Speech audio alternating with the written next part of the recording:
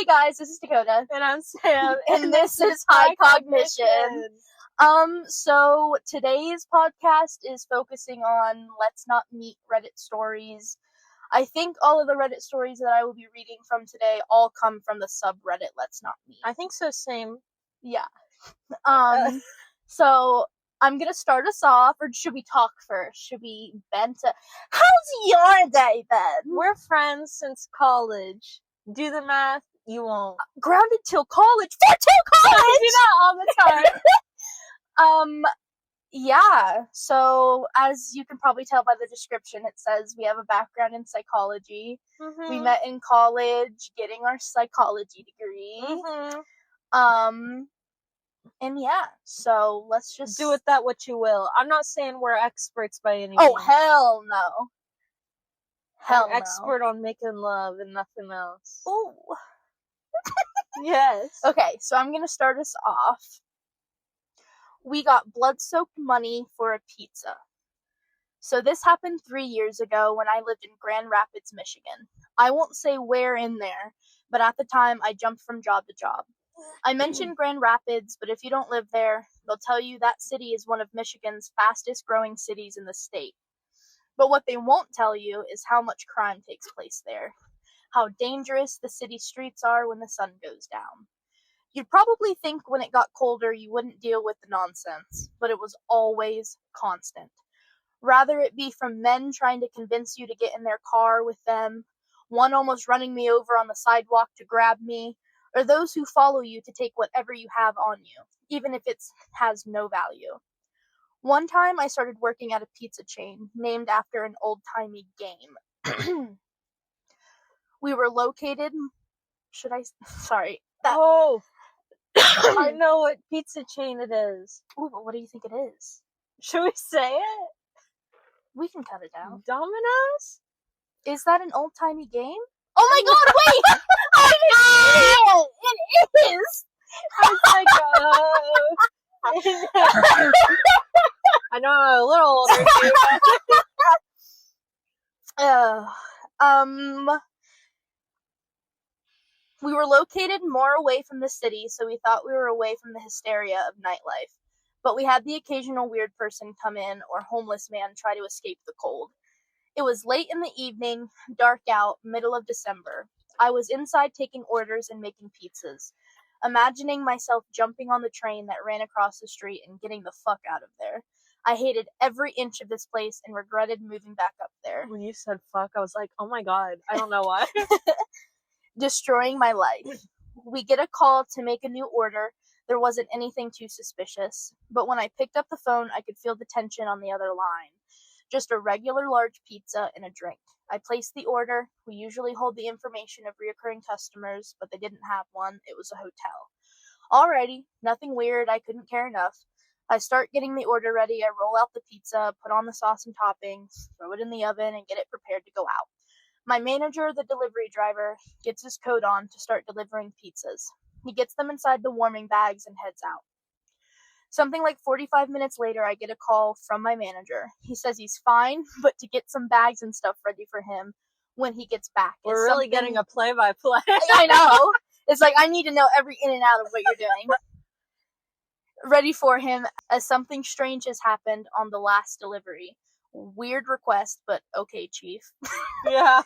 When he makes it back into the store, despite the cold, he is sweating and tells us the tale of the last delivery, the one that I took. He made it to the hotel room. There wasn't any lights on inside of it. When he made it to the door, he said he wanted to gag. There wasn't any lights. This extremely heavy smell of nickel in the, oh god, that's blood. In the air, yeah. Despite the snow and wind. And after he knocked and the man opened the door, the smell was even worse. He couldn't see the man inside or his surroundings, but he was getting really sketched out and wanted to just get away from there. He held his hand out to take the money from the man who just made no small talk, or even a hello. The man just gave him the money and shut the door, almost slamming it shut. The whole situation was so bizarre. My manager just started walking away, a little baffled, until the shock slowly faded, and he remembered he needed to put the cash away. After all, our drivers were robbed before. RIP. The man didn't even want Who's Rob? I'm sorry, that was me. The man didn't even want change, so he could feel there was more money in his hand than was needed, but he also felt that the money was off. It was wet, and it had the thick, heavy smell of nickel. My manager immediately got into his car and started driving back to the store. He never stopped to turn on the lights. He just wanted to get back. He didn't turn on his car headlights when he drove back? I think he ran the internal light to see if what's on the money. Okay, that makes a lot more sense. He drove in the truck. I was like, what the fuck? He was living on the edge. He got an adrenaline. Yeah, rush. well, I mean, you better hope he doesn't have any cuts on his hands. Oh, true. Because then You he don't can get want- AIDS Or something. HIV or something Not like that that. I'm judging people with those. Yeah, you get it. Yeah. Tetanus. Where was I? Where was I? You were when he was. When he driving walked away. into the store, he showed us the money. I used to have a picture of it, but since it's been 3 years and I've gotten a new phone, I've since lost the picture. But what he had was money that was so soaked in red that when placed in a Ziploc baggie, looked like when there's those juices in those vacuumed bags that hold steaks. His hands were also covered, and his jacket pocket where he kept the money was also soaked in it. We immediately called the police and they came out, but since there was really nothing showing a crime, no one screaming for help, no one calling the cops to report anything suspicious, they said they couldn't do anything but check out the hotel. But since it was a busy night for them, we don't think they did at all. That's not a shocker. Yeah.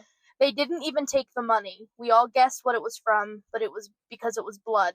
The way it dried on my manager's hands, and that god-awful smell gave that away. But why? If it was a man who hurt themselves, why didn't they go to a hospital? The amount of blood was too much to be from a small wound, and the sketchiness of the whole situation was so bizarre. But I guess the police thought it wasn't strange to order a pizza with blood-soaked money, so we went on with our night. I still wonder what that was all about, but all I know, to the man who made that order, let's never ever meet ever again. I have since moved to the country, and the peace I feel from being away from the city is almost like being in heaven. Sorry for any grammar or spelling issues on mobile, and this is 100% a true story. So, like, there's no closure? No. There's What no the updates hell? or anything. What the hell? And you know the police didn't take it seriously because they didn't take the blood-soaked money. No, that's so true. You I think mean, that'd be like one the of the police first don't things they take do? shit seriously. No. They're like, we No, gotta they do don't. paperwork. Now let's just Hell pull no. over some people going 2 miles over. They don't look white. Let's go get them. Yeah. What would you do if you're in that situation? I'd probably do the same shit. Move on. I don't know. Honestly, if I was the if dude, I was the manager, which meant I was allowed to make managerial decisions, and as I am a woman, as soon as I smelled that, I don't think I would have delivered the pizza. No. Like, honestly, like, I'm so confused. Like, what? Yeah. And literally, if he smelled it before they opened the door, and then after he opened the guy that ordered the pizza opened the door, it got worse. There has to be pools of. I'm like, I just hit the microphone. That's the thing. That's why I'm having a hard time because I'm like, I wouldn't get this far in this situation. No, there has to be loads of blood in that. No, I mean, and it's a hotel where all the lights are off. Yes, I'd be thinking like, okay, there's like a cult or gang or okay, I sound so white saying that, but like you get what I'm saying. But literally, like, I don't know if I was in that. If I got that far into it, I think I'd turn on my light. I want to see if there's blood, but I can't help it. I'm not one of those people. If there's I don't know. If I'm out of that situation, I'm gonna want to know what I need to wash off my hands. Yes. Like, and I have a real issue with texture. So if Oh, I true. touch something wet when I was not expecting it Oh to my be God. wet, I'd Oh my freak God. the fuck out. instant like tears sometimes. Yes. Oh my God, literally, I completely understand. Anyways, I guess it's my turn now. This one's called I Should Have Followed My Gut. You always should. Yes. Good. November 5th, 2022. This is not when it was uploaded. They're just recalling the Okay. day. I guess I'm never going to forget that day or even dissociate. That's not even a word technically. I don't know how to say it. Dissociate from this event. I had just finished my courses of the year and summer was right around the corner, so it meant that it was time to catch up with some of my friends. In this particular occasion, it was Nathan. His real name has been changed for the sake of anonymity. Ooh. Nathan from iCarly. Yeah. Okay, Nathan Kress. Nathan was my best friend at the time, and we would sometimes spend months without seeing each other, but when we did hang out, we'd always do the same. Go get some snacks and catch up over coffee before sunset, then walk around town until it's around 9 p.m. and we call it a day. The usual. This time, though, nothing felt usual.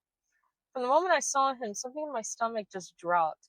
It wasn't him per se. We were on good terms, but but something about hanging out that day felt off. Right as I greeted him with a handshake and we went to our usual spot for coffee, we went there and things went by the books. I shook it. What? Oh, okay, that means it goes normally. I was like, what does that mean? I'm so sorry.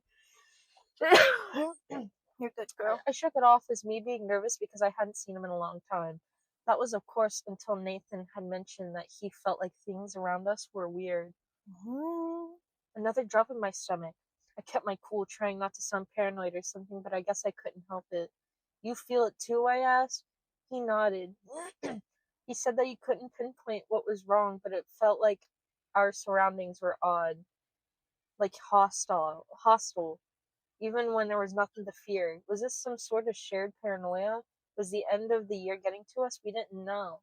But we were for sure that it was the first time we felt something like that. Sorry, this person has terrible grammar.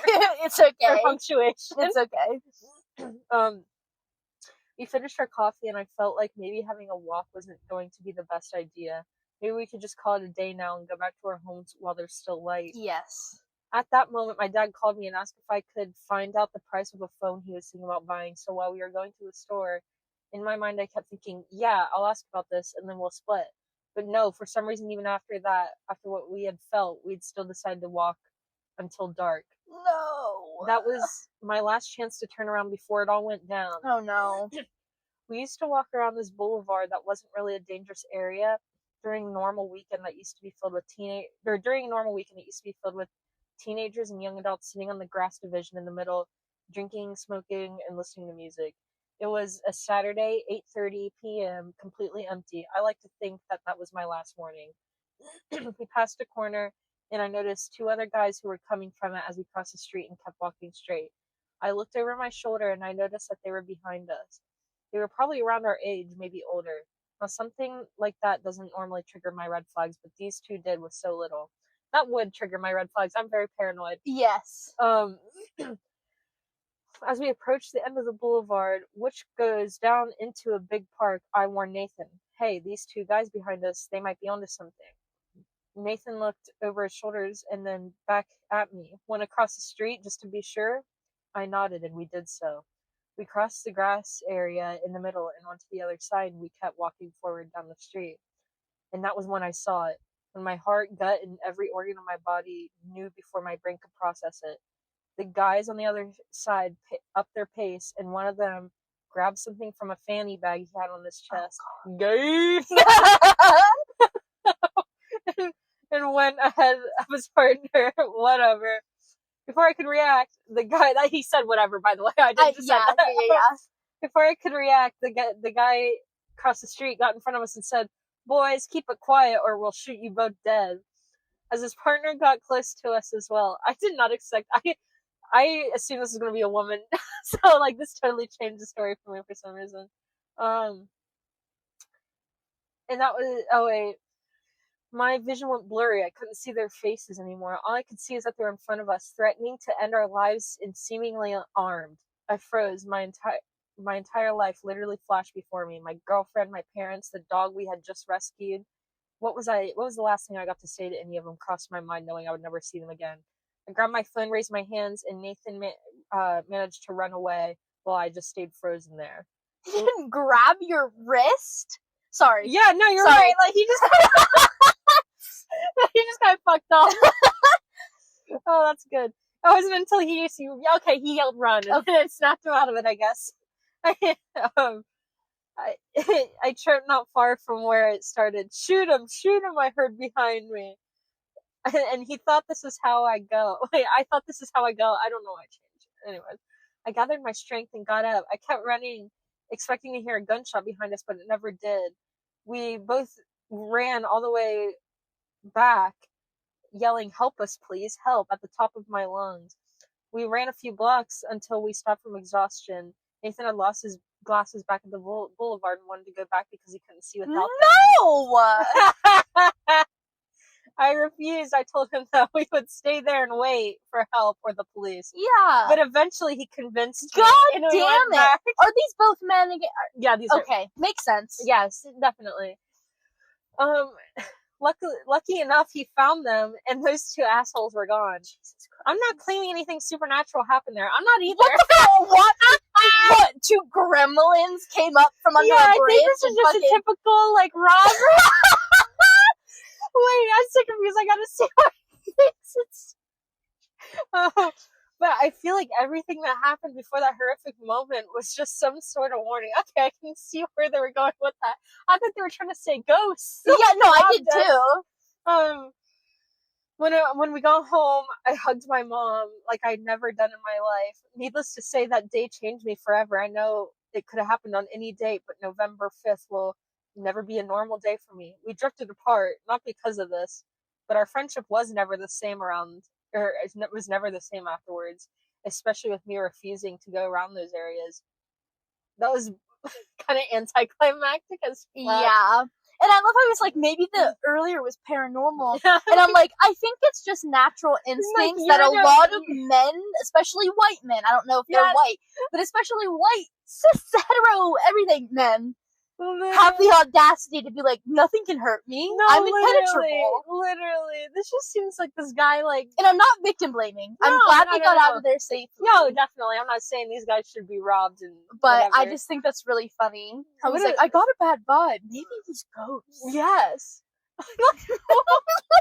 Like, maybe there was no... Like, it wasn't, like, the lack of people around. It wasn't the... Just... You know, we hadn't seen each other in a long time, which I know is normal, but, you know, sometimes shit is just different. Well, and I do see some, it's like, it's not, it was supernatural, or it was like something beyond us was like giving you clues, which I think is what he was saying. Yes. It's like, okay, yeah, I guess. The fact that he went back for those damn glasses, it's incredible. Like, I know the healthcare system in America is so fucked.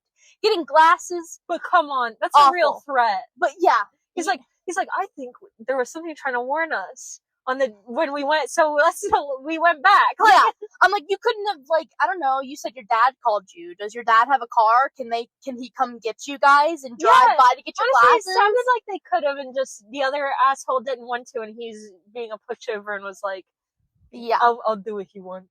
Yeah. Which, like, mood. That's not like that. No. My life is too important. Hell no. Well, and that makes me wonder, too, if he said he heard, like, shoot them, if they really had a gun. Yeah. Or if it was, like, a knife or something like that. Yeah, like, because they could have just been trying to scare him into doing whatever. Yeah, how terrifying. A guy fucking unzips a fanny pack. I forgot about the Like, fanny packs can be iconic, but not for that. Not for that. Like, as an intimidating, like, robbery way. Unless you're gonna go, like, all out and be campy with it. Like, but this sounded like just some normal dude, like... Yeah. Okay, well, to pivot from that, this story that I'm gonna read next is actually horrifying. Mm-hmm. And it's especially horrifying because sadly so many women experience this or have these exact fears. Yeah. So, trigger warning, OP is okay. Nothing ends up happening. But there's like a stalker aspect of that and a threat of sexual assault. Yeah. So if that's something that triggers you or anything like that, I recommend skipping this recording episode. And I was like, why are you talking to me like this? But no, yes, and there's nothing to be ashamed of. Yeah, and I do not mean triggering as in the oh my god, you're just triggered by everything. We need to take back that word from them assholes. Like, Yeah. you need to, because it's like, no, it's a traumatic because response. I try using that shit in counseling, and I'm like, I feel like an idiot. Like, I know, but I'm like, no, it's an actual traumatic response, yes. and it can like make your anxiety about things so much worse. And whatever. It's like a feedback loop. You don't want that. Anyways, You get it. okay, it's the title is The Uber Driver Who Wanted Me for Himself. English is not my first language, and I'm writing on my phone, so I apologize in advance for any mistakes. Not allowed? No, I'm just kidding. I'm sorry. This happened 7 years ago while my former relationship was ending. I was 27 years old at the time. Me and my ex-boyfriend weren't living together anymore. We were separated for a few months, but not quite broken up yet. I had just found out from his twin brother that he was keeping me as a backup while having fun with other girls, so I decided to end things. RIP. Also, I don't think OP said it in the beginning, but they are a woman. I have a bad issue where I just assume until know. stated otherwise. I know. It was my birthday. I was a bit emotional about this whole situation, so I decided to go to his place and end it properly. Oh, on your birthday too? Face to face. You queen. Badass. I took an Uber and went to the other side of the city, very far away from where I live, in the not so friendly or safe for girls area. I got there, we talked and ended things on good terms given the situation. Now it was time to call an Uber and go back home. This was happening in November on a rainy night at about 2 a.m. My ride came in, I got in, and I was just looking out the window and thinking. After 5 minutes or so, I noticed that my Uber driver was looking at me in the rearview mirror every second he could take his eyes off the road. I brushed it off. This wasn't the first time that it's happened, and I was honestly pretty much too sad to care. But then I noticed that he slowed down. A lot. This was when I started to pay attention to my surroundings, but trying not to give him the sensation that I was actually doing so. I noticed that he was a thin, tall guy, 25 to 30 years old. He looked like he wasn't taking very good care of himself, and his car was actually pretty dirty. I was just hoping to get home safe and fast at this point. Then out of nowhere, he started talking. You are so beautiful. Thanks. What's your name? I give a long pause and then I whisper my name, realizing that he could see it in the Uber app anyway, so there wasn't any reason to lie about it. What a hot name. I always wanted to have sex with a girl named insert her name. I was totally terrified, could not find the words to say, so I just stayed quiet. He just stared at me in the rearview mirror. He started talking and rambling without pausing, but still expected a clear response and reaction from me. Do you have a boyfriend? Yes, I said quickly. What a shame. I wanted you for myself. I just stayed quiet. But I don't mind the boyfriend. Let's go somewhere else. Come on. Change the address in the app, because I can't. Only you can. I know a place where we can go be alone and smoke some weed. No, I can't. Take me to the address from the app. At this point, I started to pay close attention to the route he was taking. I was so ready to jump out of the car if the situation had gotten really dangerous. Then he puts on a local rap song, which I never heard before. The lyrics were very explicit. Local rap song? Like, what does that mean? I know. Like, SoundCloud rap? Probably. Describing what the singer does to a girl during sex. Extremely explicit lyrics. Then the driver butts in. Hear that? That's how having sex with me would be like. Oh yes, I would totally lick you like that and pull your hair until you can't even scream anymore. How do you pull someone's hair until they can't scream? I guess, like, until their head just comes straight off their body. You will love it and come back begging for more. I'm still in total silence, and at this point I started messaging my ex and telling him what was happening. And it was also a good excuse to not have to look at the driver or reply to him. What do you think about that?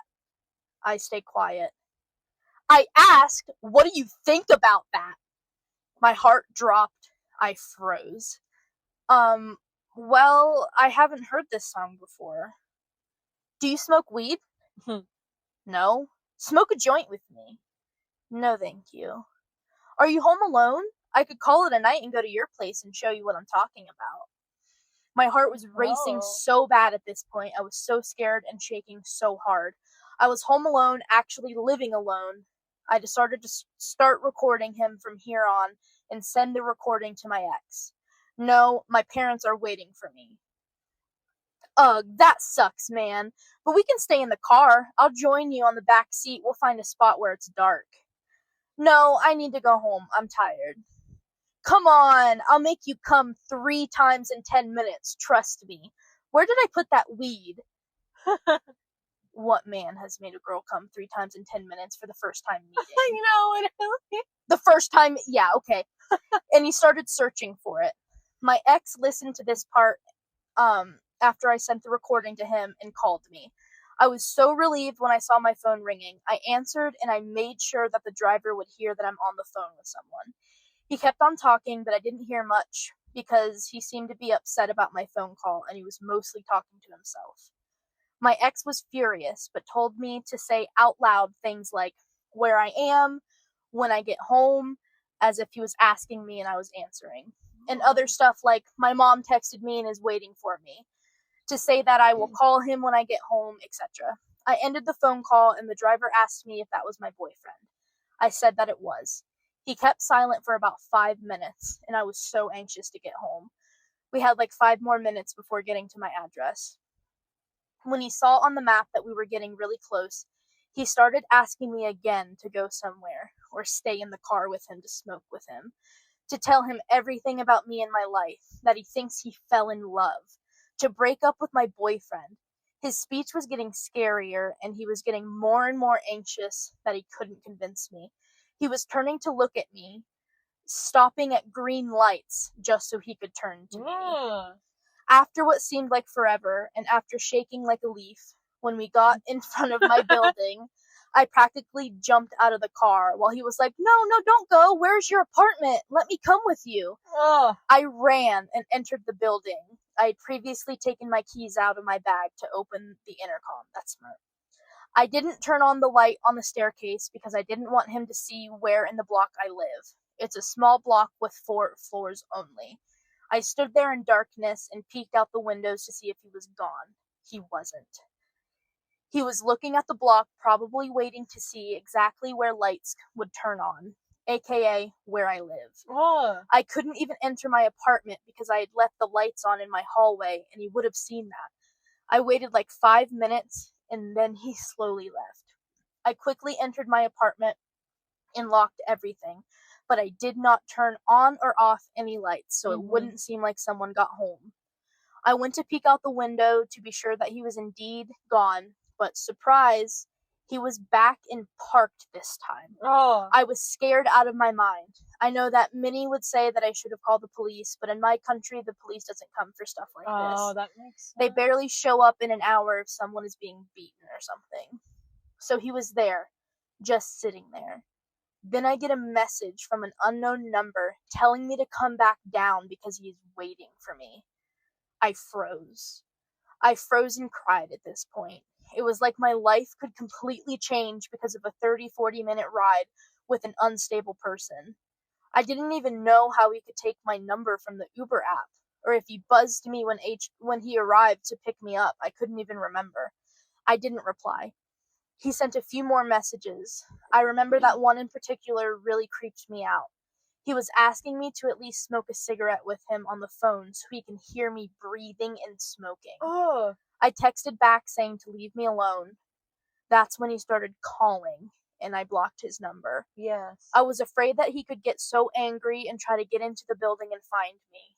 I was looking out the window from behind a curtain, and I saw that after I blocked him, he tried to call and couldn't, then started smashing his phone against the steering wheel. He finally left after 40 minutes or so of staying there. I remained keeping watch for another 2 hours or so. He didn't return, thank God. The next day he messaged and called from another number, but I blocked that one as well. He tried once more 1 year later. I was so surprised, honestly. I blocked that number too, and I haven't heard from him since. I am also glad that I never saw him or his car again either, although right now I don't really remember how he looked or what type of car he had.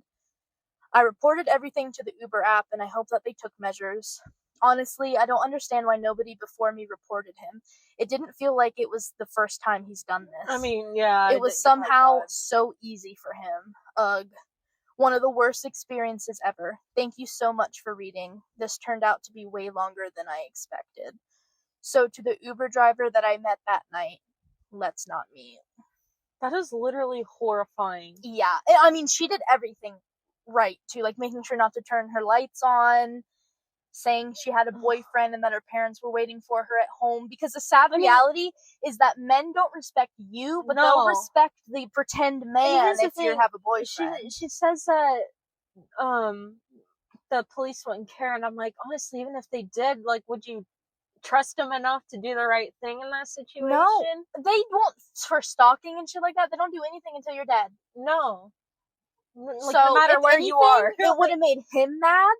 And then, I don't know if you know about, at least in the United States, whenever you file a protective order, or like a restraining order where they have to stay away from where you are, that means they have to know your address so they know where they aren't allowed. Yeah. So if they previously didn't know your address, you have to give it to them, which is so fucked up. Like, I know, okay, well, how do they know where not to be if they, if they don't know?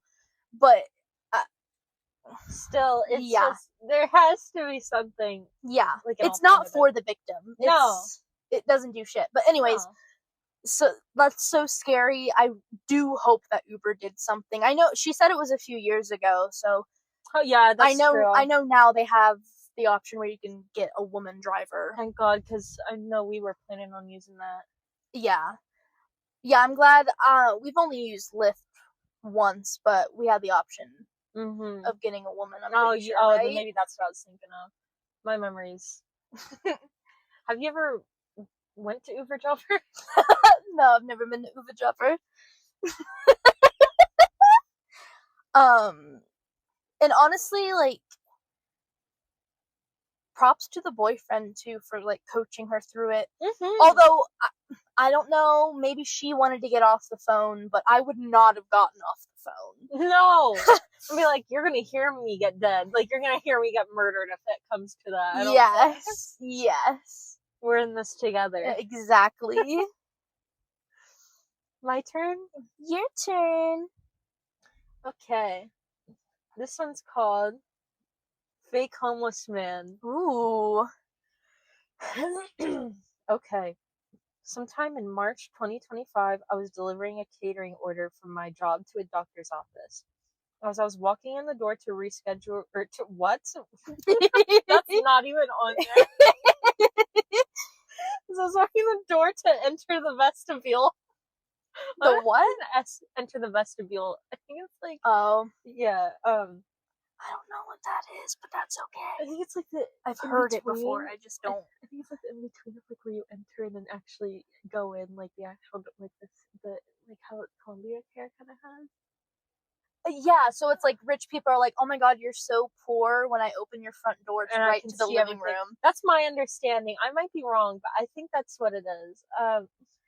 But as I was walking in the door to enter the vestibule, an older, kind of rough-looking man opened the second door for me. Okay, well, that kind of confirms it.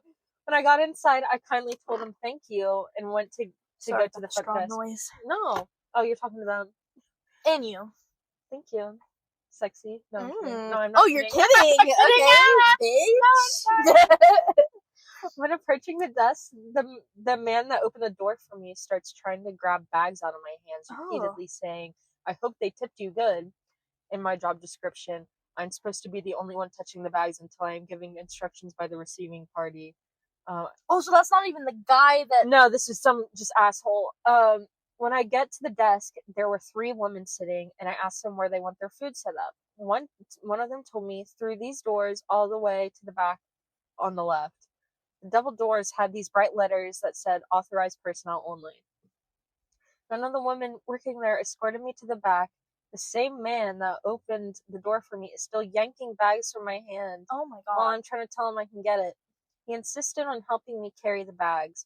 At this point, I thought he might have worked there because no one else tried to help me or walk me to the back. And we get to the back where there is another woman there waiting for me. I asked her if she wanted me to set everything up, and she told me she did. I started getting everything out, and the man that had taken the bags from me was getting stuff out too. When I finished setting up the table, I heard him ask a woman the question, and and her response was, "No, but thank you, sir." She didn't hear the question though. At this point, I was fully aware that he did not work there. It didn't make sense for her to respond that way if they were coworkers, and he clearly did not look like he worked with me, as I was in a work uniform and he was in a gray, dirty sweatsuit. I started walking to the exit to get ahead of him. It was through the long, narrow hallway he had followed me through before, but I had hoped that I'd get ahead of him because he had a bit of a limp. However, he beat me to it, so What I the tried to go fuck? around him. That limp ain't holding him back. He started zigzagging, walking in a zigzag. With a limp? Wow, creative.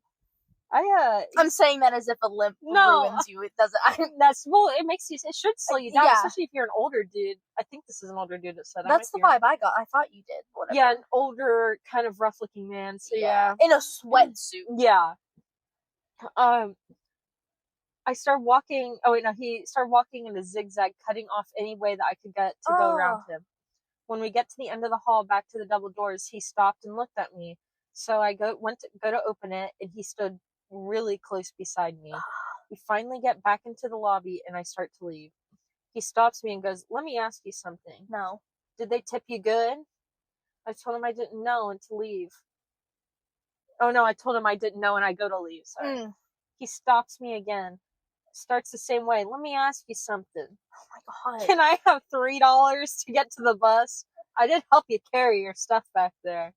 I told him I didn't have any cash on me, but I could go look in my car to find some, assuming he was homeless.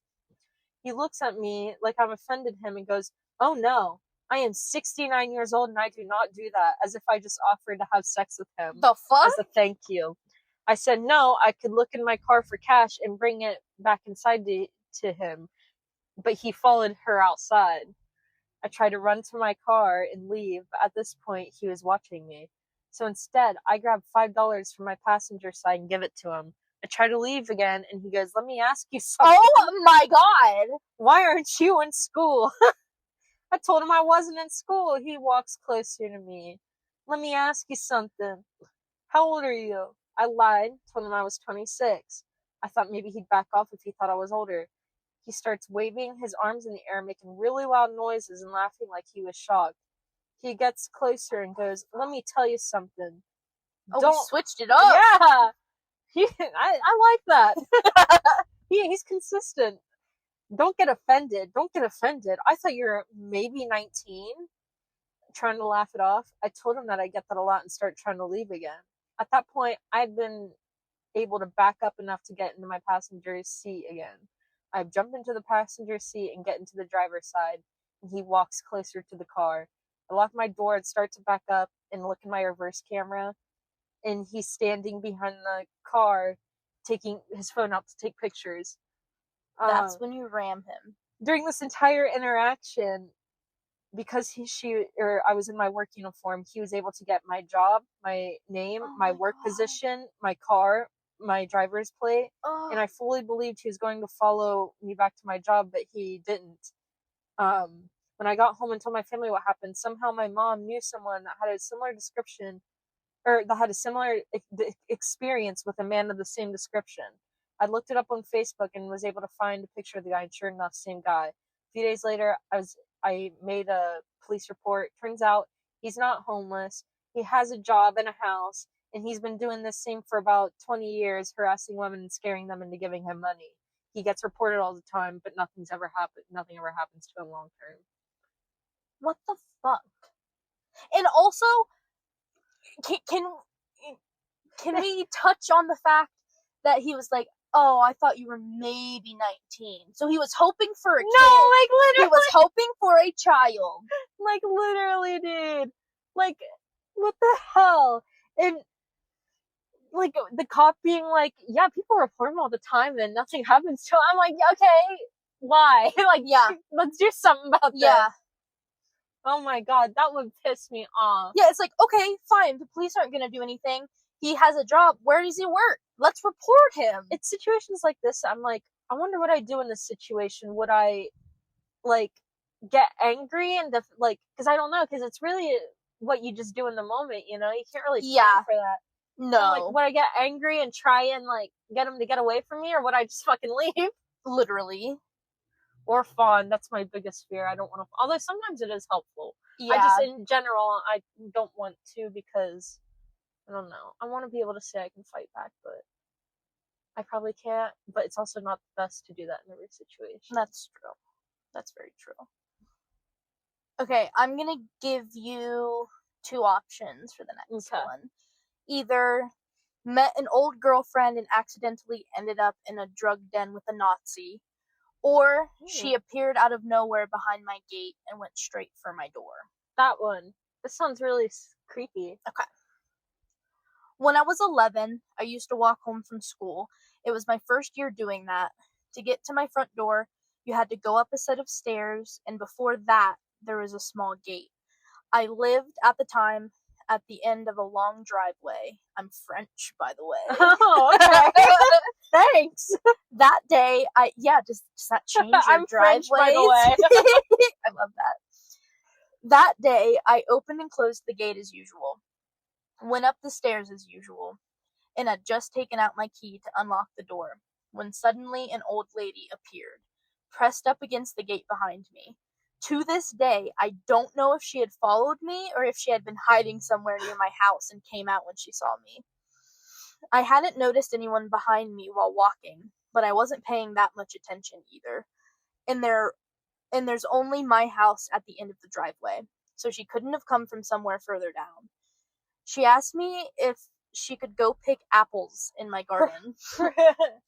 It might sound harmless, but the way she appeared made me immediately suspicious. I honestly admire my 11-year-old self, because I told her I would go ask my father and come back to tell her. The thing is, no one was home. I opened the door and locked it behind me. Very quickly. Too quickly. I saw the door handle move. Oh. She was trying to open the door, probably thinking I hadn't locked it. The time between me entering the house and her trying the door was so short, it meant she didn't even wait a second behind the gate.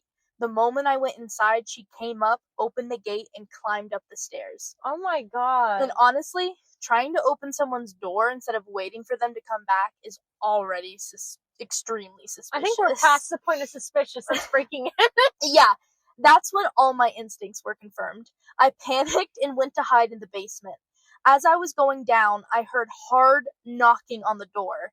I was shaking. She was just an old lady, but who's to say she wasn't armed? Or even that she was really that old? What if it was a disguise? I hid inside a couch, inside a couch? Like Frank? When we say like Frank, we're meaning Always Sunny in Philadelphia. Yeah. I hid inside a couch in the basement, lights off. After a while, I came back upstairs. I hadn't heard any glass breaking or the door being forced open, and my key was still in the lock, so she couldn't have used a duplicate. Well, I don't understand that, but okay. Once you just clarify it sounded like you didn't need to. I looked out the window and saw her. She was standing at a distance watching the house. Yikes. She didn't see me. Eventually, she turned around and left. I was scared to come home alone for about 2 months after that. My parents never really understood what happened and always downplayed it. I sometimes wonder if they were just uncomfortable with the idea. To this day, I don't know what the fuck that even was. That is such a big problem. People just are uncomfortable with the idea of something, so they completely have to, like, deny it being a thing. Yeah, and sure, whatever, kids are exaggeratory.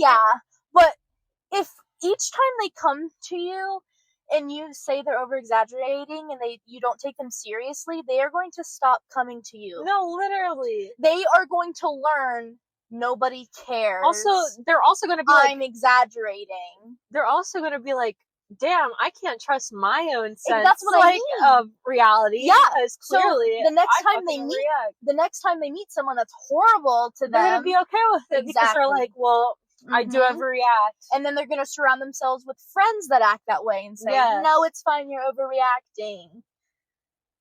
Fuck. So it's like, no. But I'll save them. Who, the parents that were fucked up or the kid? All the kids in the United States. Oh yeah, fuck the rest of the world, just the United States. I don't have all the reach I want. I'm sorry for that. I'm scared of boats. I'm scared of planes. I can only work with my hands. My big, strong hands. I definitely wouldn't recommend getting on an airplane with the way that, like, all of them are, like, going? Yeah. Like, oh, you just mean because... Well, how Trump cut funding. Oh, yeah, see, that's what I thought you meant. Okay, that's what I was going for. Well, and he cut, like, safety protocols. That's another thing. Yeah, that's what I meant. That's what I meant. Okay, I have two that you can choose between. Someone potentially... These are the descriptions. Let me just say the title. That'll probably be easier. I think someone was just in my house, or a teacher from another school stalked me. The second one. Okay. I was a shy kid. In elementary school, I didn't think I spoke to anyone. I don't think I spoke to anyone unless I was spoken to. And even then, I was often so anxious about being perceived that I kept my replies short and spent the next few hours replaying the conversation in my head, hoping I didn't come off as weird. Mood. I had a lot of trouble with boys too, so it was no wonder I spent a lot of time in the guidance counselor's office. My guidance counselor was a sweet younger woman. She and my mom got along well, and I even kept in contact with her through Facebook when I got older. She's truly awesome. By the time I got to high school, I'd broken out of my shell a bit. I became a varsity competitive cheerleader, and I was in all AP honors classes and was top ranked art student and president of the art club. And I dated a complete asshole, as it goes, as it does. Yeah. Whenever someone who was on the lower ranks of, like, their peers shoots up, that ends up happening because they're not used to being treated with any attention. And there's always bitches out there trying to steal your light. Yes. Like you. No, I'm kidding. You are my light. I am a moth. That's true. I did not expect you to say that, but you're right. You are my light too. You are my queen, Rebecca. That's American Dad. No, it's not. That's us. No, I'm kidding.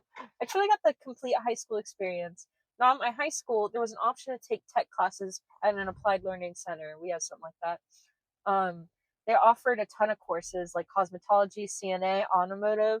And sometimes I read stuff like this and I'm ever like, I wonder if it's the same one, even though I know these are all across the United States. Yeah. And it was a truly great tool for those planning on not going to college or who just wanted some technical skills before graduating. I wasn't able to take any courses at the tech school, but my boyfriend did. He took, oh god, red flag, scarlet flag, dude. Yeah. He took some police course. And it happened to be taught by my elementary school guidance counselor's husband. Oh god, is that who's gonna start fucking stalking her? Oh god, I hope not.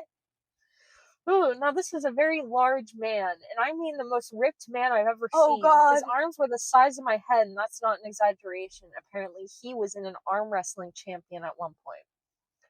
And I wish I was joking, but I'm not. Over the few semesters my boyfriend had in his class, the two became very close. I guess he became sort of a mentor to him, and since I knew his wife, we ended up having dinner at his house. Look at that, never. Oh my god. No, I don't care how much like I had respect for, I never would become a teacher. But if I were to, no matter how much respect I had towards a student, they are not stepping foot in my house unless it's like they're running in the street because they were kidnapped and I need to take them in. Like, yeah, and if I was the parent and there was like, yeah, I'm going to the teacher's couple's house with my boyfriend for dinner, I'd be like, no, the fuck you're not. Literally. I say this, but our ag teacher would always go to everyone's houses. Then again, it was with the parents' home to look at their cows. Yeah, so that's way different. That's so different. I loved her. I miss her. That's not related. Looking back, I have no idea why two teachers thought it was a good idea to invite two high school students to their house, but they did. They had two young daughters, probably around 5 and 7. Oh my god! So you're gonna invite strange older That's kids not into your good. house, bro? They just don't seem that worried. They were also in competitive cheer, so I spent most of the evening talking to them. Dinner was uneventful, and I never thought twice about it, as odd as it was. Afterwards, my boyfriend's teacher followed me on Instagram. No! He would like and comment on my pictures and occasionally message me. The fuck? It was never about anything weird. I don't know. If it's at all, it's weird. Yeah. No. There's never anything weird. God, where did I see that? Oh, since he was my boyfriend's mentor and past guidance counselor's husband, I literally never thought twice about it. I would. Yeah. I remember him messaging me once to ask if I would come over sometime to give his daughter's tumbling lessons. And I literally thought, wow, what a great idea. I was so stupid. You weren't stupid. No. That's And not this your is fault. the prime example of people not teaching kids. An adult never needs help from you. Yes. Never needs help Oh my from god. you. Or if the extreme case they do, it's so you can go get another adult. Yes. That is such an important thing that needs to be more heavily taught. Yes. Oh my god, I swear to god, I have not met one person that hasn't been on the internet when they were 12 and talked down someone from killing themselves and that was 27 or something. Literally. But I'm just someone in the park is I lost my dog. Help me. Find an adult. Yeah.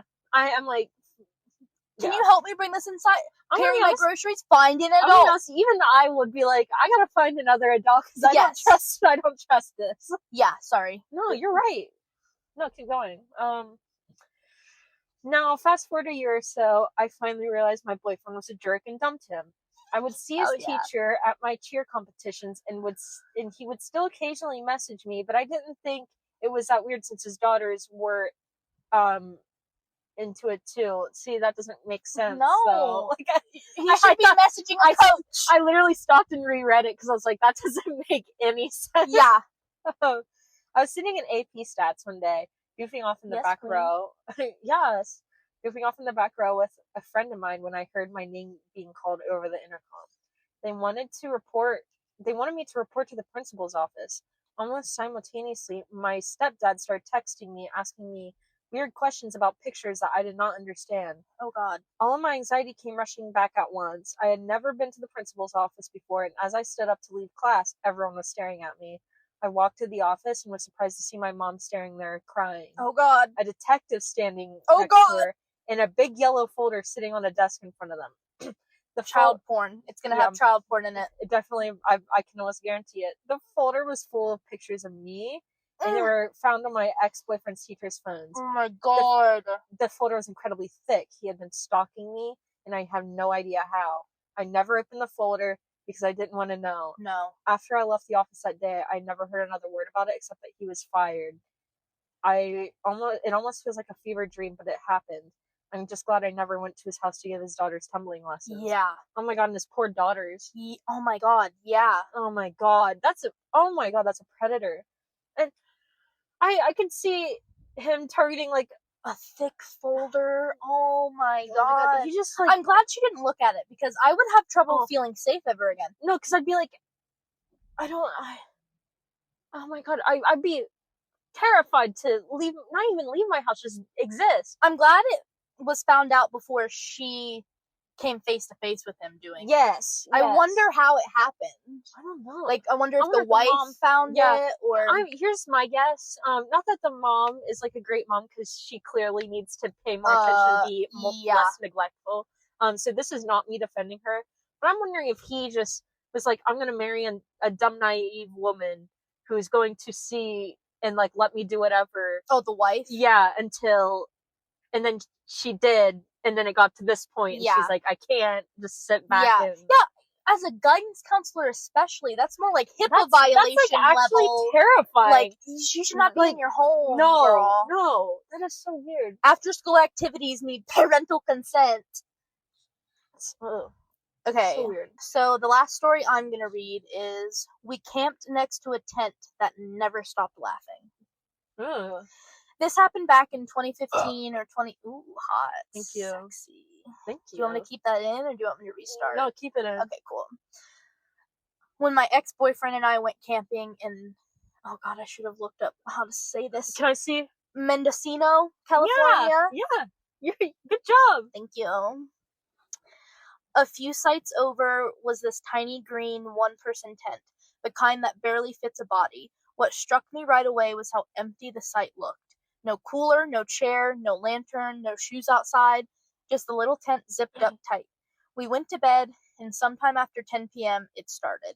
Laughter. Not a group around a fire, not drunk campers, and definitely not an animal. I know what barred owls and coyotes sound like. What about mountain lions? This was human laughter. At first I thought it was maybe a radio or a Bluetooth speaker, but it never stopped. Not once. All That is night weird. long until sunrise. Same tone, same rhythm, no pauses for breath. Too steady, too repetitive to be a person in psychosis or on drugs. It sounded mechanical, like a loop. That's what makes it worse, because if it wasn't someone actually laughing, then it was someone who had recorded laughter beforehand and brought it out into the woods to sit in that tiny tent in the dark and listen to it for hours. You know what? I'd be okay with that because maybe we're fucking with people. I'd be able to gaslight myself Yeah. into that. When we woke up around 6:37 a.m., the laughter was still going. We packed up fast and left without ever seeing who or what was inside. Even now, years later, I can't shake the thought that someone actually decided that was how they wanted to spend the night. A tent, a recording of endless laughter, and the silence of the woods around them. Let's not meet. That was very intense. You get it? Ha! Thank I don't you. know if I'd be able to fall asleep. It depends. If I had, I don't know, if I was that tired, I think I could gaslight myself into being like, this is a prank. Yeah. Yeah, Well, if I'm gonna more so- die, I'd rather be asleep anyway. That's true. Because I was just like, the tent, they could get you. Whoops. I'm telling. No! I'm calling the police. The stripper police. Anyways. What did Arrested Development call that? Dude, that's literally what do What do they call that? Dude, I love that scene whenever Joe bends down and then someone takes a shotgun and shoots through the door, like right as he. Anyways, I don't know why, but he's kind of hot. Yeah. During that. Not in real life. I hear he's not a wonderful Yeah. person. Yeah. Okay. A clothed man at the nudist campground. So for some much needed context, I am a nudist. Me too. No. Most of us nudists travel to resorts and campgrounds in our area where nudity is allowed because it is private property. These campgrounds are often near the woods or on the outskirts of their respective towns, and nudism isn't exactly an accepted lifestyle. This encounter took place at a campground last July. I won't mention the place for privacy reasons, but I know it sits on about 5 acres of rural land surrounded by hundreds of acres of dense forests and hills. Whoa. That's a good bit. Yeah. I planned on staying at this campground for 3 nights. It was Monday through Wednesday, so besides those who lived on the grounds, there weren't that many people out and about, but whatever. I like the seclusion. After checking in and dropping my bag at my camp cabin, I went over to the pool to swim. After swimming a few laps and enjoying the sunshine, I noticed something. On top of one of the hills overlooking the campground stood a man looking right at me. Normally that wouldn't mean much, but he was clothed. I should probably mention now that this campground isn't a standard nudist campground. About 90% of nudist campgrounds are clothing optional, meaning you are allowed to wear clothes if you choose to, apart from some exceptions like in the pool or shower areas. But this campground was nude only, meaning that unless in the case of extreme weather or women when menstruating, all clothing was prohibited. And I knew the place was a strict enforcer of that, so a clothed person was a bit out of the ordinary. At first I thought the man was possibly a worker, being that they usually will use the wrong wear and it completely wear something while doing maintenance to protect themselves.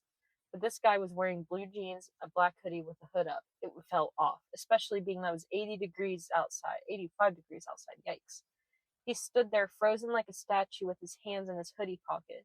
The campground had nature trails that were accessible to the public, but being it was so far away from town and that all the locals knew of the place, Having an unsuspected visitor like this was virtually non-existent. Even though I was creeped out by this guy, I knew I needed to tell people in the office about him to shoo him away. So I got up, dried myself, and made my way to the office. I told the two older ladies working at the office about what I saw. Being that they knew me because I came here often, they took my claim seriously. I brought them where I saw him by the pool, and yup, you guessed it, he was gone. I was gone for about 2 minutes, giving him plenty of time to walk away, and being that it was so early in the morning, I doubt anyone else saw him. We went up to the top of the hill to see if we could spot him, but no luck. I figured because he saw me go to the office that I just straight up spotted him, that I probably just scared him off. He was a creep, yes, but I rationalized the whole thing by thinking he was probably just some local who ventured too far down the trail, so I went about my day. As the day went on and people came and went as any normal campground would, and I completely forgotten about the encounter. That was until night fell. The campground offered cabins for rent for guests, and lucky me had the cabin closest to the trail. It was very cozy and small, no more than 2 to 3 parking spaces of room, and had a paper wood thing as the wall, allowing me to hear even the faintest sounds from outside. It doesn't seem like a cabin. No. That's like, How- is it a tent? Not a tent anymore? Like, yeah, I was like, paper thin wood, like what, just a plank for a wall? yeah, like what?